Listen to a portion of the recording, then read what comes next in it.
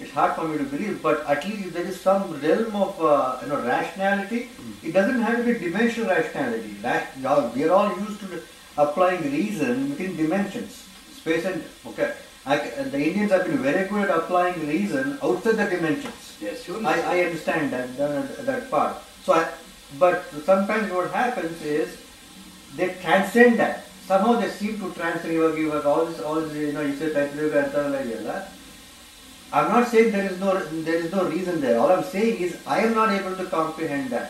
So for me, if I have to comprehend that, I have to. For me, I have to think. I have to develop a mechanism to comprehend that. And for me, that's a waste of time because I will just say okay. I'm okay with it. I'm not question. I'm neither questioning it or accepting it. Not because I don't believe in it. It's because I will not be able to comprehend it. I mean, you have made it obvious right now because you can only truly comprehend it through intuition. Yes. So the only hope for me then is to go to the purpose of life. Thing is, I was so strong at the time of creation. Now I have become so weak. Yes, that realization we have to get back. Yes, that part also I can accept. Yes. There is some reason there. There is some rationality there. When the material was pure, everything was pure. Means that is true. For example, okay, ಶ್ಲೋಕಗಳು okay, ನಾವು ಚಿಕ್ಕವರಿಂದ ಅಪ್ಪ ಅಮ್ಮ ಹೇಳಿದ್ರು ಶ್ಲೋಕ ಕಲ್ತ್ಕೊಳ್ಳೋ ಅಂತ okay ಅವ್ರಿಗೆ ನಾವು ಶುಕ್ಲಾಂಬರದಂ ಅಂತ ಹೇಳೋದು ನಾವು ಶುಕ್ಲಾಂಬರದಂ ಕಲ್ತ್ಕೊಂಡ್ವಿ ಅದನ್ನೇ ಕಂಟಿನ್ಯೂ ಮಾಡ್ಕೊಂಡು ಇಟ್ ಬಿಕೇಮ್ ಪ್ರಾಕ್ಟೀಸ್ ಓಕೆ ಇವಾಗ ನನ್ನ ಮಗ ಬಂದ್ಬಿಟ್ಟು ಆ ಶುಕ್ಲಾಂಬರದಂ ವಿಷ್ಣು ಎಕ್ಸ್ಪ್ಲೈನ್ ಮಾಡಪ್ಪ ಅಂತ ಹೇಳಿದ್ರೆ ನಾನು ಅದು ಲೈಕ್ ಓಕೆ ಏನು ಗೊತ್ತಾಕೊಂಡು ನಮ್ಮ ಅಪ್ಪ ಮಾಡಿದ್ರು ನೀನು ಕಲ್ತ್ಕೊಳ್ಳೋ it will become okay. There is a meaning for it. Okay, there is definitely a meaning for it. Without knowing that, I cannot explain that to it. Okay, yeah, it is a completely different thing. Okay, if we cannot comprehend, okay, of course I cannot even comprehend also. But he says there is a way where you can actually realize your potential within yourself. There is a process. Okay, you have to go through that process. It's not just happens. Okay, for him, okay, till he was 50. He was not at all interested. He didn't know anything about this. It just came to him. It might happen to you, or if you try, go through the process, it might come to you. Once again, it is left to you. Whether you want to, you just believe in, okay, there is a higher power and these things are happening. I am actually moving towards the Paramatma. If that's enough for you, that's enough for everybody. I mean, that's enough for you. If I believe like that, okay, that's enough for me also. If somebody else, Dinesh, wants to know a little bit more, once again, there will be more discussion about this to understand more. It depends on him to comprehend whether he can actually take everything together. Okay, we all, at the same time, I always think, okay, I mean, is he making up things? Is he making up things in the air and actually talking about it? No. I think about it at the same time. I kind of think, okay, wait a second, okay. He talks about this. He talked about it 5 years back. It's the same. Okay, has he written that somewhere? He hates writing. Okay, has he read somewhere? He hates reading. He don't know how to use a computer. So where is that? So it's stored somewhere. And ನನ್ನ ಮಗ ಕೇಳ್ತಿದ್ದ, I mean, how do you remember all those things? I don't remember. When I start talking, it just comes out of my mouth. So how do you explain it? I don't know. So it's a question of ಬಹಳ ಜನ ನನಗೆ ಕೇಳಿದ್ರು, ಮೊನ್ನೆ ಶಿವ ಕೇಳಿದ, do you believe in what your mama was saying?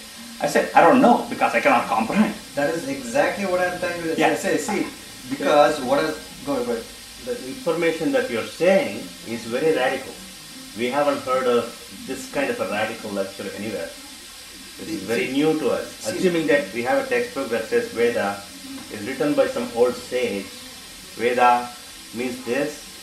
It means initially people used to pray Agni. That's when they wrote Rigveda. Then they started writing Vayu. Then came Yajurveda. Then they started writing another god. So human beings cannot see a god without a figure. Our mind is weak. Why this god bigger now? These Vedas were written to praise some god in certain form, which used to be a part of nature. Agni was nature, Vayu was nature, sun was nature. So these are nature gods. And because they were so dependent on the nature for eating and living and day-to-day life, they had to pray the god so that they can sustain. Believe it or They- not, they- that they are interpretation is only about 150 years old Yeah. after the Brits came into India. Before that, that interpretation did not exist. There was no God There in was- existence some 2000 years back. That Only after the Buddhism came into the picture, Right. the present idol worship has come. It's an offshoot of Ayurveda. Which one? The present idol worship which you are doing. I will give one lecture in which the difference between Devaru, God, Mm. Paramatma, Mm. the mightiest energy in the world, Bhagavanta, Mm. you have heard of Devata, Mm. these 4 words I speak. Mm.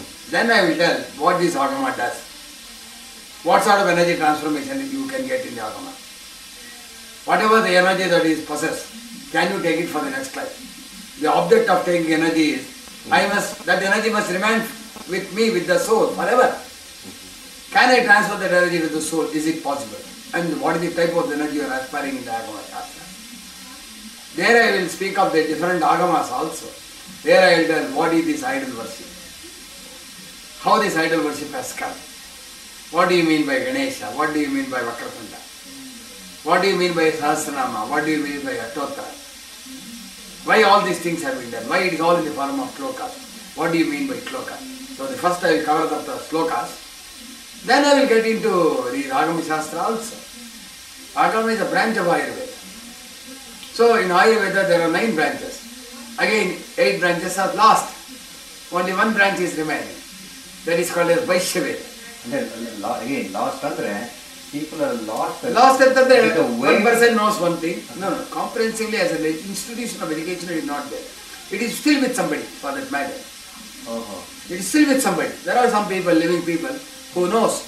But he knows only one particular branch, he doesn't know much beyond that, and he can do that particular work. So we are identifying those people now. We are in the process of identification.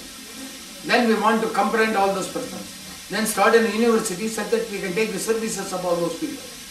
Bring back totality of health for the human body. Because the function of the Ayurveda is not health. It is to purify the whole matter right up to the Sahasrara. You cannot imagine that at all. You want to produce the light. If you want to produce the light, the whole matter must be pure. The mind must be pure, the intellect must be pure, the indriyas must be pure, the Muladhara, the Virya must be pure. Muladhara, the Virya, the semen collection point, that is called Muladhara, that has to be pure. So how to produce the purest form of matter is the subject of Ayurveda. So Ayurveda is a material science. So if you want to say purest form of matter, there is impurity. You must also know how the impurities has come, where the impurities lies. So there is another Shastra to detect the impurities. That is called as Jyotish Shastra. If the input matter, food is not good, then the body is bound to get impurities. It will have all diseases. Then how to produce the purest form of food? That is called as Parashara Vyavasaya Shastra, called as Savya Kushi. See how they have interlinked the purest form of matter from agriculture. So you need an agricultural science, a diagnostic science called Jyotishya, a material science called as Ayurveda, an energy science called as Yoga Shastra. They have given 4 sciences. Today we don't have that, we do not have even the knowledge that these things are to be interlinked. So the purpose of my life, I feel I must dedicate this exclusively for the development so that the whole human beings can be happy. Was this the philosophy of Shankaracharya? Shankara only, the people went for religion. He wanted to bring them back from the religion back to Dharma. That's all his mission. Right. But now the religion has already come. We have to remove the religion. And once we say that all human beings are one and the same, the question of religion does not arise. In a religion, the worst part of it is, there will be a religious sect, for example, a Jesus Christ God. or a Prophet Muhammad. What they say, I am the messenger of the God. They are not the God. And they also say, pray us. Don't pray the God. So it means you have to beg everything from the Jesus Christ or the Prophet Muhammad. When I am the child of the Paramatma, when the Paramatma is Almighty and I can become as mighty as the Almighty, why should I beg another human being? Is it necessary? When I am entitled to become like my Paramatma, I say, don't become a beggar. You become the mighty. So in religion, you will be reduced to the status of a beggar. Whereas in Dharma, you are not reduced to the status, you are increasing the status of the Paramatma. So if you want to become yourself more powerful, go to Dharma. Dharma means? Dharma means the